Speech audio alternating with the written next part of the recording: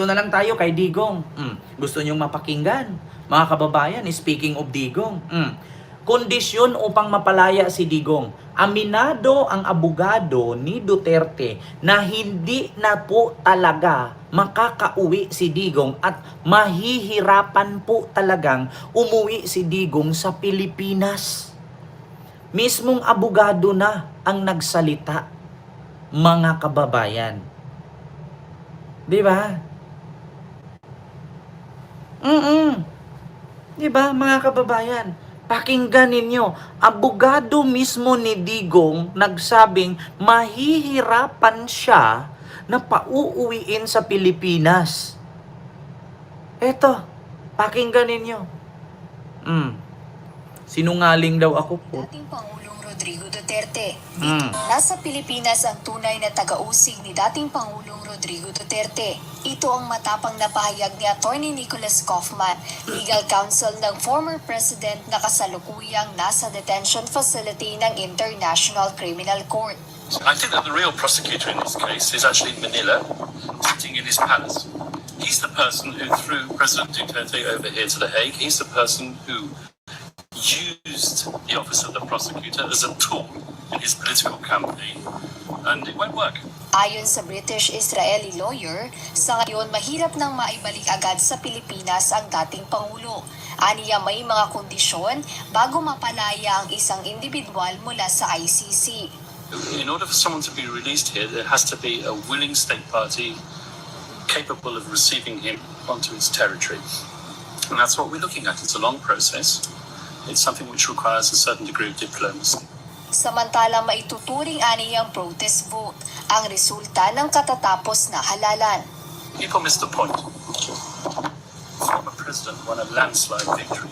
Yes. As far as I'm concerned, that's a finger in the eye to the people who threw him over here. Correct.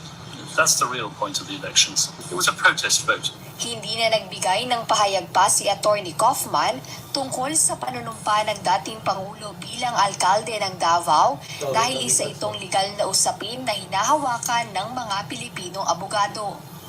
Jed Nesina, UNTV News and Rescue. Diyos ang aming Tignan nyo mga kababayan, mismong abogado ni Kaufman, no, ang nagsabi na hindi na makakabalik o mahihirapang pabalikin si Digong sa Pilipinas. Ang tanging magpapauwi lang kay Digong ay kung sino ang presidente sa ating bansa na nagpadala sa kanya sa dahig at pababalikin siya. Diba? Yun ang totoo, mga kababayan. Sir Joel Migalab, shoutout po. Yun ang katotohanan. Ang tanging makakapagpabalik lang ni Digong sa Pilipinas ay yung taong nagpapadala sa kanya sa dahig. Walang iba si Marcos. At hindi rin po pwede na sa sinabi ni Nicholas Kaufman na pwedeng gamiting protesta ang pagka-landslide victory ni Digong kasi nagpapatunay daw na mahal siya ng Pilipino. Putang ina! Kahit nag-landslide victory siya, sa Davao lang yun. Hindi siya nag-landslide victory sa buong Pilipinas. Hindi mo masasabi na yun ang gagamiting protesta para makauwi si Digong kasi nag-landslide victory only in Davao. Take note, Davao is part of Mindanao. But Pilipinas is combined with three stars. Luzon, Visayas at Mindanao. Only Mindanao but Davao lang. So take note, ilan ang tao sa Davao, malaki po ang Mindanao. At hindi po pwede sabihin na landslide victory siya as a mayor in Davao, so makakauwi na siya. Dapat ang landslide victory dyan, kung pagbabasihan, buong Pilipinas. Ngayon, hindi mo siya pwedeng gamitin pang protesta, yung pagka-landslide victory niya sa Davao. Kasi Davao lang ang tumama. Hindi po buong Pilipinas. Ilan lang naman tao sa Davao. Diba? Ang aminin mo, Nicolas, wala ng pera si Digong pang bayad sa'yo. Si Nicolas na mismo nagsabi, mahihirapan makauwi ng Pilipinas ang dating presidente kasi ang bukod tanging makakapagpauwi lang sa kanya yung taong nagpapadala sa kanya sa dahig. Diba? So, ibig sabihin pala, pag nakulong si Yorme, si Vico Soto sa dahig, makakauwi na pala ng Pilipinas si Vico Soto at si Yorme. Kasi landslide victory pagiging mayor. Eh si Yorme, Maynila at Pasig lang si Vico. Si Digong Davao lang, hindi naman kasali ang Visayas. Hindi rin kasali ang Luzon. Davao lang si Digong. Take note, Davao City lang yun ha. Hindi kami kasali Davao del Norte, Davao del Sur, Davao de Oro. Davao City lang siya. Diba? Kayo mga DDS, huwag kayong magpaniwala kay Kaufman. Dati ang sabi ni Kaufman, makakauwi siya sa halong madaling panahon. Sabi naman ni Hanilit, makakauwi din si Digong. Walang bangag na makakapagpigil. Walang bangag, kahit sinong bangag pa dyan. Ano na Hanilit? Pang-apat na pang-uuto nyo na yan sa DDS. Isa din to si Kaufman. Pang-limang uto mo na yan. Paano ako makapaggilit nito? Iniwan ko na nga yung panggilit ko sa bahay eh. Bakit? Magbitbit ako, maharang pa ko immigration. Kalawang na nga yun, madumihan pa yung bag ko. Diba? Si Harry Roque nga eh. Sumisikip ng sumisikip ang mundo, sana all masikip. Panipis ng panipis si Roque, pasikip ng pasikip yung mundo niya. Yun ang sabi ni Nicholas Kaufman, mahihirapan. Alam mo ba, nahihirapan ang lolo niyong umuwi sa Pinas. Niluloko lang kayo ng abogado ni Digong.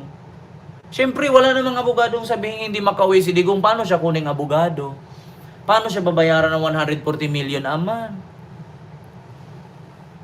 Diba? Bukod tanging magpapauwi lang kay Digong, pero may kaso pa rin siya si BBM. Sabi nga ni BBM, conciliation. Hindi porkit sabi ni BBM ng conciliation, si BBM ang luluhod sa inyo. Si Sara dapat ang lumuhod kay Marcos. Para pauwiin ni Marcos si Digong. Pero hindi porket pinauwi ni Marcos si Digong, mawala ang kaso, may kaso pa rin. Ano bang silbi ng reconciliation or pagkakasundo, pagkakaisa? Hindi naman po pwede si BBM ang luluhod sa harap ni Digong. Si Digong ang luluhod kay BBM, kay si Digong ang purbanat kay BBM. Diba, Sir Joel, Sir Maki Kwan? That's the first quad ever. Si Digong at mga Duterte dapat ang manghingi ng pasensya kay Marcos para mapauwi. Kayo mga kababayan, tanungin ko kayo. Hihingi ka ng mangga. Ang may-ari ng mangga si Marcos. Tapos si Marcos ang magluhod sa'yo, nabigyan ka. Parang iba naman po siguro mga kababayan. Parang hindi naman po siguro magandang pakinggan na ako yung may-ari ng cellphone. Tapos hihiramin ni Sara, ako pa yung magsabi, Inday Sara, pasensya na, pahiramin kita. Parang iba naman yata yun. Gagawin yung baliw si Marcos. Diba? Halimbawa si BBM may-ari nitong cellphone. Hihiramin ni Sara kasi tatawagan si Digong. Tapos sasabihin ni Sara, putang ina mo, Bongbong Marcos, hindi mo ko pahiramin ng cellphone? Lumuhod ka sa harapan ko, pahiramin mo ko ng cellphone. Putang ina, parang ginawang tanga si BBM. Diba, Ma'am Gracious Grace? Diba? Narinig nyo naman sabi ni Nicolas. Ang bukod tanging makapagpauwi kay Digong. Nasa Pilipinas ang tunay na taga-usig ni dating Pangulong Rodrigo Duterte. Ito ang matapang na pahayag ni Attorney Nicholas Kaufman, legal counsel ng former president na kasalukuyang nasa detention facility ng International Criminal Court. I think that the real prosecutor in this case is actually in Manila, sitting in his palace. I think, ayun ang sabi niya. The real prosecutor in this case, I think in Manila, sitting in palace. Kita niyo sabi niya? The real. Actually in Manila, sitting in palace. Nakaupo sa palasyo. Ang makakapagpauwi kay Digong. Ayun Actually, in Manila, sitting in palace. Narinig niyo naman.